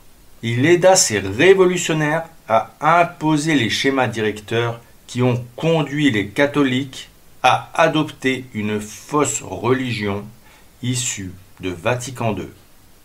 Il fut le premier de la série des imposteurs qui prêchèrent aux catholiques la nécessité de s'adapter au monde et de construire la paix, non pas grâce au Christ, mais grâce aux instances supranationales du nouvel ordre mondial, etc., etc. Pourquoi prétendre que cet homme était pape et qu'il était assisté par le Saint-Esprit, alors que ses actes ont directement conduit à la ruine morale et à l'impénitence finale d'un nombre colossal de catholiques? Pourquoi dire qu'il n'a jamais dit d'hérésie, qu'il n'a pas fréquenté les loges, qu'il n'a pas dit qu'il n'y avait pas grand-chose qui nous séparait des francs-maçons, etc., etc. Ce n'est pas sérieux. Cela sert juste à valider les théories les plus délirantes sur Paul VI, comme celle disant qu'il serait le premier pape à avoir dit une hérésie. Un pape disant une hérésie, ou celle qui affirme qu'il est encore vivant. Pouvez-vous nous en dire plus sur la fameuse théorie de la survivance de Paul VI? Oui, c'est vrai que ça vaut le coup de s'y arrêter un peu. Alors, au sein de la tradition, certaines personnes pensent que Paul VI aurait été enlevé au début de son pontificat et qu'un sosie lui aurait été substitué, ce qui aurait permis aux ennemis de l'Église d'infiltrer l'Église et de détruire ses institutions en prenant la tête du clergé par la ruse. Et les adeptes de cette théorie prétendent que c'est tout d'un coup que Paul VI s'est mis à débloquer. Alors qu'avant, non, il n'y avait rien à redire. Ce serait donc son sosie, aux ordres des méchants, qui serait responsable de Vatican II, puis de la destruction des sacrements et de toutes les dérives survenues après Vatican II. Et par ricochet, c'est donc son sosie qui serait mort en 1978. Mais les méchants, pas très malins, garderaient Paul VI en captivité, au lieu de l'éliminer pour détruire toutes les preuves de leur forfait, à moins qu'il ne se soit échappé, et se cache en attendant le moment propice pour réapparaître. Mais il souffre beaucoup de cette situation, et cela expliquerait certaines paroles mystérieuses de Notre-Dame. Alors, ce qui est formidable avec cette théorie, c'est que depuis tout ce temps, habemus papam. Malheureusement, il est caché, et comme il est toujours vivant, nous ne sommes donc pas non unacum, mais unacum Paul VI. Et les problèmes de juridiction vont être réglés dès qu'il sera libéré. Du coup, ce pape est une sorte de nouveau Mathusalem. C'est le doyen du monde puisqu'il est né en 1897 et qu'il est aujourd'hui âgé de 125 ans. Mais il a certainement encore de belles années devant lui qui lui permettront de remettre les choses en ligne, un peu comme il l'avait fait à Milan. Alors, c'est une théorie très confortable qui dédouane pour beaucoup les catholiques de leurs responsabilités, mais qui oblige par contre à faire des concessions énormes avec la réalité. Je crois qu'il n'y a pas besoin de trop développer. Disons simplement que plus le temps passe, plus il faut faire l'autruche pour y croire. Étant donné que vous parlez de croyances surprenantes en 2022, est-ce que vous pouvez nous parler du plathéisme? Cette théorie qui prétend que la Terre ne serait pas ronde, ne serait pas un globe. Est-ce que la question de la rotondité de la Terre est une question de foi? Eh bien, je dois avouer que cela me laisse perplexe. Cela a un côté surréaliste que le frère Alain souligne de manière assez drôle, mais respectueuse, dans une de ses vidéos, à l'aide d'un couvercle rond. Alors, honnêtement, comme lui, je ne comprends pas l'utilité de ce débat. En plus, terre ronde ou terre plate, cela veut dire la même chose. Donc, quand on cherche des sources, cela complique un peu plus les choses. Il faudrait employer le mot sphère ou globe pour être plus précis. Donc si l'on se penche sur la question de la rotondité de la Terre, on constate que les anciens Grecs concevaient déjà la Terre comme une sphère. C'est ce qu'Aristote croyait. Ératosthène, qui est mort à peu près 200 ans avant la naissance de notre Seigneur Jésus-Christ, avait même réussi à calculer la circonférence du globe terrestre. Pour l'anecdote, il avait entendu des voyageurs raconter qu'à Sienne, à Souan aujourd'hui, le 21 juin à midi, on pouvait voir l'image du soleil se refléter au fond d'un puits, ce qui signifiait que le soleil était alors exactement à la verticale du puits. Ératosthène décida donc, le 21 juin à midi, de mesurer à Alexandrie la longueur de l'ombre d'un obélisque de la ville. Il en déduisit l'angle du soleil avec la verticale du lieu. Puis, avec la distance alexandricienne, il calcula la circonférence et le rayon terrestre. Il trouva alors une longueur de la circonférence de la Terre proche de celle qui est admise aujourd'hui, soit environ 40 000 km. Bon, ça c'était pour la petite histoire.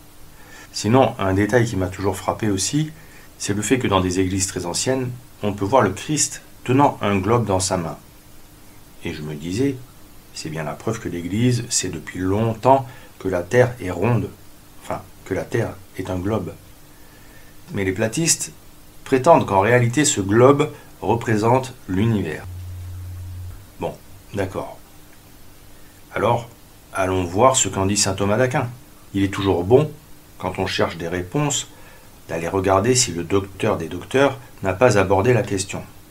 Et comme justement, dans la prima pars de la somme théologique, la première partie a trait à Dieu et à la création, on peut espérer y trouver des réponses. C'est du moins ce que je me suis dit. Or, dès la question 1, saint Thomas évoque la rotondité de la Terre comme une évidence lorsqu'il répond à la question « La doctrine sacrée est-elle nécessaire ?» et qu'il prend un exemple pour illustrer le fait que rien n'empêche que les objets dont traitent les sciences philosophiques puissent être envisagés dans une autre science, selon qu'ils sont connus par la lumière de la révélation divine. Il dit alors, ainsi, est-ce bien une même conclusion que démontrent l'astronome et le physicien, par exemple, que la Terre est ronde? Alors là encore, on nous dira, ronde ne veut pas dire sphérique. Certes, mais dans le psaume 93, il est écrit, versets 1 et 2, « Cantique de louange de David, pour le jour qui précède le sabbat, lorsque la terre fut entièrement créée. Le Seigneur a régné et a été revêtu de gloire. Le Seigneur a été revêtu et s'est ceint de force, car il a affermi le globe de la terre, qui ne sera point ébranlé. » Cette fois-ci, il est vraiment écrit « le globe de la terre ». Mais on nous objecte, êtes-vous sûr de la traduction? Parce qu'il faut se méfier des mauvaises traductions, ce qui n'est pas fou. Mais par contre, il y a aussi cette phrase du message de Notre-Dame de la Salette lorsqu'elle parle des convulsions du globe terrestre. Car là, le message originel était en français. Non, il était en patois, nous explique-t-on. Ce qui me semble est vrai, puisqu'à cette époque, les peuples de France n'avaient pas encore été contraints par la République maçonnique française d'abandonner leur langue au profit du français. On se souvient d'ailleurs de Notre-Dame s'adressant à sainte Bernadette Soubirous le 25 mars 1858 dans sa langue et lui dire « Que soy la Immaculada Conception ». Mais comme le souligne le frère Alain, en 1830, lors des apparitions de la rue du Bac, qui nous ont apporté la médaille miraculeuse, Notre-Dame apparut sur le globe terrestre, puis avec le globe terrestre dans les mains. L'iconographie de l'événement, et notamment la médaille miraculeuse, nous le montre assez simplement. De plus, Notre-Dame a dit à Catherine Labouré, « Cette boule représente le monde entier. » Je crois que c'est assez clair. Enfin, voici un dernier élément à charge contre la théorie platiste, pour inviter à la réflexion les auditeurs. En lisant l'histoire de l'Église de Don Bosco, édité par le CSRB, j'ai trouvé ce passage. Le pape Grégoire XIII ordonna la correction du calendrier romain, en soustrayant 10 jours au mois d'octobre 1582. En effet, n'ayant pas observé jusqu'à là, avec suffisamment de précision, que notre globe fait annuellement le tour du Soleil en 365 jours et 6 heures moins quelques minutes, au bout de quelques siècles, ces minutes accumulées s'étaient transformées en 10 jours, et l'année ne concordait plus du tout avec le cours du globe. Ainsi, l'équinoxe de printemps était décalé du 21 au 11 mars. Donc, Saint Jean Bosco semblait d'une part croire que la Terre est un globe, et d'autre part qu'elle tourne autour du Soleil. On peut imaginer, vu son implication dans l'enseignement, que l'Église a regardé de près ses écrits, et constaté que ces écrits n'empêchèrent pas le pape Pie XI, qui l'avait connu, de le canoniser en 1931. Donc, nous sommes sûrs que l'on peut aller au ciel en croyant que la Terre est ronde et tourne autour du Soleil. Ce n'est donc pas une question qui engage le salut, et en aucun cas le débat rotondité versus planitude ne devrait être envisagé sous l'angle du salut et de la foi. D'ailleurs, le 11 septembre 1822, la Sacrée Congrégation de l'Inquisition a décidé que l'impression de livres enseignant le mouvement de la Terre serait désormais autorisée à Rome. Et le 25 septembre 1822, le pape Pie VII approuva ce décret. De toute évidence, donc, l'héliocentrisme peut maintenant être exprimé comme une opinion sans encourir d'anathème. Très honnêtement, je ne m'étais jamais penché sur cette question. Mais on nous a menti sur tant de sujets et pris pour des imbéciles qu'il n'est pas étonnant que le questionnement puisse aller jusqu'à la remise en question de la rotondité de la Terre. Quand la confiance est perdue, toutes les certitudes volent en éclats. Difficile alors de savoir ce qui était vrai au milieu des mensonges. Alors c'est sûr, il serait sans doute bon d'étudier sérieusement les arguments des uns et des autres sans passion. C'est un débat où les uns et les autres doivent rester calmes et avancer leurs arguments sans passion, en s'appuyant vraiment sur des faits objectifs. Les spécialistes qui veulent porter la controverse aux platistes devraient écouter leurs arguments et leur répondre de manière dépassionnée. Bon, on peut tout de même pas terminer cet entretien sans parler du conclavisme. Alors, qu'est-ce que vous pouvez nous dire sur ce sujet-là? Alors, le conclavisme est un phénomène qui s'est développé après la révolution de Vatican II. Face au désastre suscité par la nouvelle fausse religion dont accoucha ce conciliabule, rapidement, des catholiques firent le constat de la vacance du siège pontifical. Certains d'entre eux considérèrent alors qu'il devait élire un vrai pape pour ne pas laisser l'Église orpheline d'autorité, notamment à cause des problèmes de juridiction que nous avons évoqués plus tôt. Cette position fut loin de faire l'unanimité dans les rangs non unacum. Pourtant, le père Aranda y Arriaga, l'un des premiers à dénoncer les imposteurs dès les années 60, penchait pour cette solution. Alors, je ne suis pas du tout en train de dire que c'est ce qu'il faille faire. Loin de là, et d'ailleurs je ne sais pas ce qu'il faut faire. Malheureusement, elle conduit quelques tenants de cette solution à organiser des pseudo-conclaves qui se soldèrent par des désastres. Le cas le plus célèbre est celui de l'église palmarienne en Andalousie, mais c'est loin d'être un cas isolé. Il y a aussi un faux pape au Kansas, un ancien de la fraternité sacerdotale Saint-Pédis qui s'est fait élire à Assise et qui réside en Angleterre, et quelques autres énergumènes qui se disent vicaires du Christ. Il y a même un pape youtubeur, Léon XIV je crois, qui réside au Québec.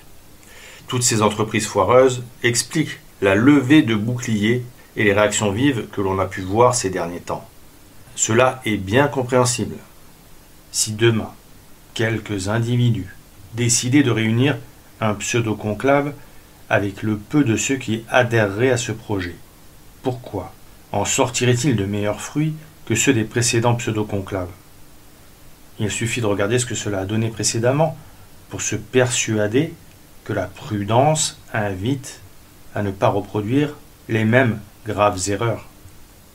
Je trouve que si nous acceptons de nous placer sous l'autorité d'évêques, il serait logique et catholique d'accepter leurs décisions, surtout quand on est laïque. Car, en effet, si nous reconnaissons que les successeurs des évêques qui ont eu le courage et la lucidité de sacrer les évêques pour assurer la continuité de l'apostolicité de l'Église sont ce qu'il reste de l'Église enseignante, nous, l'Église enseignée, nous n'avons pas à remettre en cause leur choix et nous devons être confiants sur leur capacité à prendre les bonnes décisions à l'heure voulue par Dieu. Donc, il me semble que nous devons accepter qu'ils décident de la marche à suivre en ce qui concerne la possibilité d'élire un pape. Après, où est le mal, pour des moines, surtout dans les temps présents, d'étudier les moyens par lesquels l'Église doit pouvoir se donner une autorité? Qu'y a-t-il de si choquant? Par contre, évidemment, le prérequis d'une étude digne de ce nom est de ne pas avoir décidé de la conclusion de l'étude avant même de la commencer. C'est une évidence. Imaginons donc que l'étude de la question penche vers cette solution. Qu'y aurait-il de mal à ce qu'un moine aille exposer ses arguments aux évêques? Il me semble qu'il serait dans son rôle. Bon, dernière question qui fâche. Pouvez-vous nous dire ce que vous pensez de la thèse Cassis Iacum? Oui, beaucoup de personnes ne sont pas à l'aise à l'idée d'aborder ce sujet. Pourtant, il s'agit juste d'une thèse, présentée comme telle d'ailleurs par ceux qui y adhèrent et qui, il me semble, soumettent sa validité au jugement de l'Église. Mon intention n'est pas d'attaquer ceux qui défendent cette thèse, mais plutôt de chercher à comprendre si le concept formalitaire-matérialitaire est ancré dans le réel ou s'il s'agit d'une construction purement intellectuelle qui ne repose sur rien de concret, puisque c'est le fil rouge de cet entretien. Alors, à vrai dire, en préambule, je dois vous avouer que je ne suis pas sûr d'avoir bien compris cette thèse tant elle est conceptuelle. Et du coup, cela génère en moi de la méfiance, car j'ai du mal à admettre pour vrai quelque chose d'aussi conceptuel. Alors, c'est vrai que la compréhension de la réalité peut être complexe, et que dans bien des domaines, on peut avoir du mal à l'appréhender. Il n'en demeure pas moins que cette réalité existe, et qu'elle n'est pas conceptuelle. Aussi, malgré ce que dit cette thèse, il me semble que dans le domaine de l'identité d'une créature, une créature est ce qu'elle est à l'instant T. On ne peut pas définir son identité, ce qu'elle est concrètement dans la réalité présente, par rapport au potentiel qu'elle a de devenir ou d'être autre chose. Il me semble qu'une telle démarche irait contre la logique la plus élémentaire. Or, dans les prémices de la thèse, pour expliquer les notions de formalitaire et matérialitaire, Monseigneur Gérard Deslauriers prend un exemple que je vais reprendre pour simplifier le propos. Monseigneur explique ceci. Le cardinal Pacelli est l'élu d'un conclave valide. Il n'est pas encore pape. Cependant, à la différence de tous les autres cardinaux, le cardinal Pacelli est lui seul est en disposition ultime à devenir pape. Puis Monseigneur ajoute, tout comme au cours d'une génération, la matière qui va devenir celle de l'engendré est en disposition ultime à recevoir la forme de celui-ci. Déjà, cette affirmation ne me semble pas correcte, car lors de la génération, la matière qui va devenir celle de l'engendré va suivre un processus indépendant de sa volonté. Et c'est ce processus qui va la conduire à recevoir la forme de l'engendré. Cette matière n'a pas le choix. Elle deviendra celle de l'engendré si le processus aboutit, et ne le deviendra pas, et ne deviendra rien en fait, si la fécondation de la matière provenant du principe féminin par celle de la matière provenant du principe masculin n'a pas réussi. Cela ne vient pas de la volonté de cette matière, qui est pour ainsi dire programmée par Dieu pour aboutir à la génération d'une créature de Dieu. Car cette matière programmée par un instinct divinement inspiré met toute son énergie pour parvenir à la fin pour laquelle elle est assemblée. Elle n'a pas le pouvoir de refuser la génération. De plus, si le processus de génération aboutit, immédiatement, la matière nouvelle qui résulte de la fusion des principes masculins et féminins est alors déjà l'engendrée, même si sa forme actuelle n'est pour l'œil humain que matière. On pourrait dire que cette matière est le commencement de l'engendré, car c'est à cet instant que lui est adjointe une âme qui fait d'elle l'engendré. Alors, si l'on revient au cardinal élu lors d'un conclave, il ne va devenir pape que s'il accepte la fonction, et ce même s'il a été désigné par les autres cardinaux lors du conclave. Il n'y a donc aucune analogie entre les deux. La matière ne dispose pas de son libre arbitre, elle ne décide de rien, le choix de ce qu'elle va devenir ne lui appartient pas. Tandis que le cardinal, au contraire, décide de ce qu'il va devenir. Et c'est précisément par l'exercice de son libre arbitre, par son choix délibéré, qu'il devient pape et qu'il reçoit les grâces d'État qui l'aideront dans sa fonction. Avant d'accepter la charge, il est cardinal. Et après acceptation librement consentie, il est pape ipso facto. Si, évidemment, il n'est pas sous le coup d'un obex demeuré occulte, c'est-à-dire d'un empêchement qui rendrait invalide son élection. Par exemple, l'appartenance à la franc-maçonnerie, ayant entraîné ipso facto son excommunication. Ce n'est pas l'élection à proprement parler qui fait de lui le pape, mais le mouvement de sa volonté d'accepter la charge pontificale. C'est pourquoi il me semble que les prémices de la démonstration de cette thèse ne reposent donc sur aucune réalité. Je constate qu'elles n'expriment donc aucune vérité dans le monde réel. Elles exposent juste un concept intéressant, mais qui n'est pas ancré dans le réel. Les concepts sont utiles, et même indispensables à l'intelligence, pour construire des raisonnements, développer des théories ou décrire des processus. Mais il ne faut jamais perdre de vue qu'ils sont une représentation abstraite. Et ce qui est dérangeant, c'est que la notion matérialitaire, formalitaire, est porteuse d'une dangereuse ambiguïté, parce qu'elle conduit à penser qu'un entre guillemets pape matérialitaire serait autre chose qu'une pure abstraction de l'esprit, autre chose qu'une construction intellectuelle, qu'un concept servant à développer une idée, à argumenter une thèse. Car il faut bien comprendre qu'en soi, il n'y a pas et il n'y a jamais eu de pape matérialitaire. C'est juste un concept existant uniquement dans le domaine des idées, mais qui dans la réalité ne correspond à rien de concret. Un pape matérialitaire, cela n'existe pas. C'est seulement une formule inventée pour définir par exemple un cardinal validement élu et qui n'a pas encore accepté la charge. Mais il s'agit toujours d'un cardinal, et employer le terme de pape matérialitaire est un abus de langage, car en réalité il s'agit seulement d'un cardinal élu par les autres cardinaux. C'est Dieu qui va faire de lui le pape s'il accepte la charge, et non pas les cardinaux. De la même manière, quand cette formule est employée pour désigner un imposteur validement élu par les cardinaux, mais qui est sous le coup d'un empêchement, cela ne fait pas de lui un presque pape, à qui il manquerait juste quelque chose pour devenir un entre guillemets pape vrai. Un homme qui dépense toute son énergie et tout son temps à combattre le Christ et son Église, même élu par des cardinaux, est un antichrist. Il n'est pas pape ou presque pape ou pape matérialitaire. D'ailleurs, comment un individu pourrait-il être une chose et son contraire? Cela n'a pas de sens, et cela va même contre les principes élémentaires de la logique. D'abord, contre le principe du tiers exclu, qui dit « Il ne peut y avoir d'intermédiaire entre deux contraires.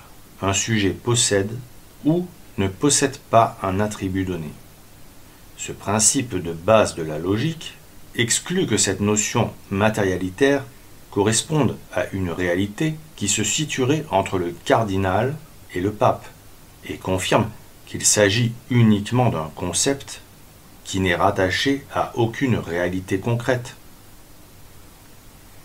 Ensuite, le principe de non-contradiction, qui dit « Il est impossible que le même attribut appartienne et n'appartienne pas en même temps au même sujet et sous le même rapport. » La notion matérialitaire bouscule ce principe si l'on pense que le « pape matérialitaire » correspond à une réalité concrète, car on affirme alors qu'un sujet, à mi-chemin entre deux contraires, possède en germe des attributs, qu'il ne possède ni en germe, ni de fait. Nous avons vu précédemment pourquoi.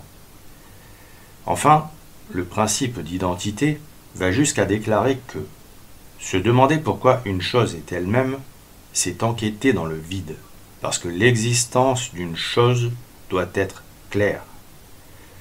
L'existence d'une chose doit être claire. Or, le moins que l'on puisse dire, c'est que l'existence d'un pape matérialitaire est loin d'être claire. Du moins, c'est mon opinion. D'ailleurs, cette existence est difficile à faire comprendre et à transmettre, parce qu'elle se situe dans les méandres des concepts, et qu'elle n'est pas ancrée dans la réalité.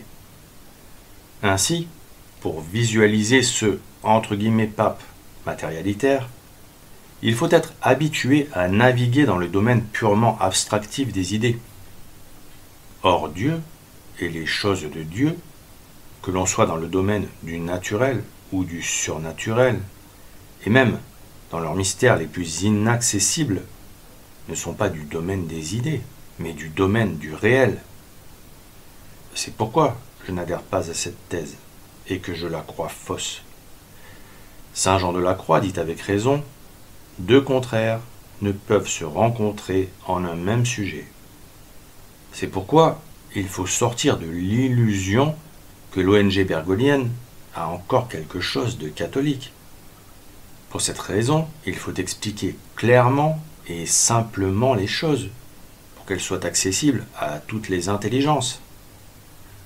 Aujourd'hui, la hiérarchie de cette organisation qui se fait passer pour l'Église catholique, qui en occupe tous les bâtiments et toutes les institutions et qui s'exprime en osant prétendre qu'elle la représente, est en dehors de l'Église. Tous les membres de son clergé qui ont été sacrés ou ordonnés par des évêques sacrés selon les nouveaux rites, ou plutôt selon les faux rites Novus Ordo, ne sont même pas prêtres, encore moins évêques et encore moins papes, ni matérialitaires, ni formalitaires. Merci beaucoup, Cyril, pour ce bel entretien. Ça me fait plaisir de collaborer avec vous dans ce projet-là. Au plaisir de refaire ça une autre fois. Ça m'a beaucoup aidé, vos réponses, que j'ai trouvées très pertinentes, suite à des questions, à des réflexions que j'avais depuis un certain moment déjà. Je suis convaincu que ça va avoir éclairé aussi plusieurs de nos auditeurs.